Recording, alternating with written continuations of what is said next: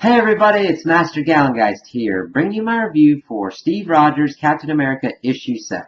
And overall, I really enjoyed this issue because we kind of got more of the bigger arc for at least the Steve Rogers portion, whereas it's been doing things of like balancing it out between this and Civil War 2.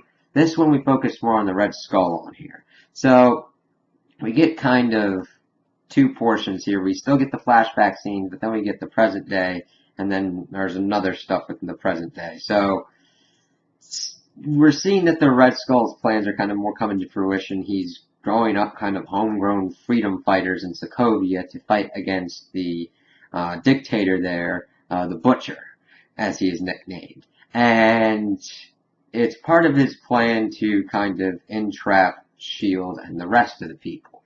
So he pretty much has this uprising get to the capital, and then he's talking with the Butcher, and he's like, well, see, here's the thing. You are going to beat back my forces tonight. Because he's doing a thing that kind of almost reran Hydra as kind of good to a degree. Not really completely, but he's doing it so that it's like, okay, here's this dictator. We're going to go up and kind of get S.H.I.E.L.D. and all the rest of them to pour resources to him to defeat Hydra and then snap them into his trap. And that's how the Skull's doing it. He's trying to get them to fight his war, not to fight their war, because he can't invade traditionally. And we don't know exactly what the Red Skull's complete plan is. Granted, he always tries to do elaborate things to like snare his enemies, but we don't have a complete idea of where this is going to go, and that's kind of cool. So, as that's going on, we see that Steve and Natasha are trying to break out this Sokovian general, General Dens, who is a freedom fighter, who had helped Sokovia getting their freedom and all that, independent elections, and then he was thrown into prison. So they're pretty much getting him set up so that way S.H.I.E.L.D. can bankroll him and pretty much do airstrikes for him. They can't do it for the Butcher, but they can do it for General Dens. And it's like, okay, so you just want an in with compromising and all that.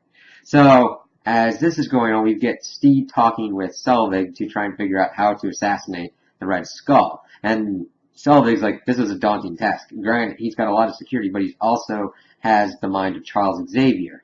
And how are you going to try and kill someone who can read your mind? And Steve's like, we'll figure it out. We've got this. It will be coming in a way.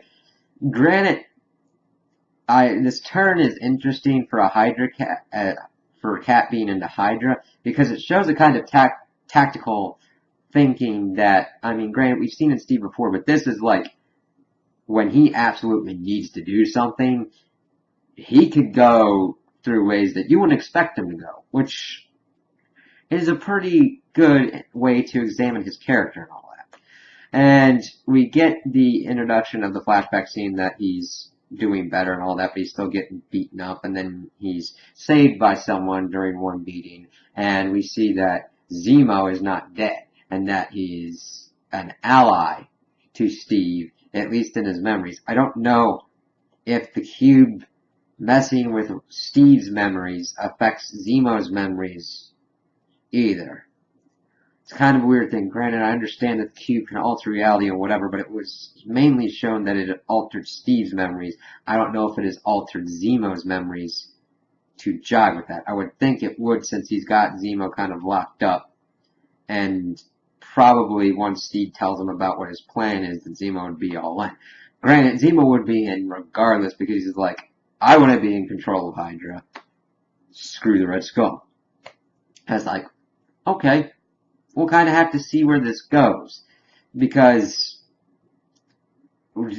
it's going to be a challenge to take down the Red Skull because of having the telepathic powers of Charles Xavier. How that's going to work with the kind of team up of Steve and Zemo, that could introduce some interesting ideas.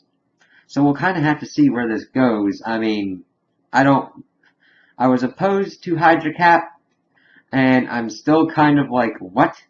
But once it's balanced out and you present a challenge to Steve, it actually works better in his favor. Because the last couple kind of issues, well, these and like, I'm also including Sam Wilson since it's wrapping into there. His plans have been going a little bit too perfectly, But granted, those are low-level plans, so I guess that they would work better. This is like the big issue of where it's going to go, how he's going to take out the Red Skull. And that's what I'm really looking forward to. So, those are my opinions on the issue. Tell me what you guys think in the comments below. If you liked it, if you didn't like it, if you agree with me, if you disagree with me. Also, like and subscribe, and I hope you have a good day.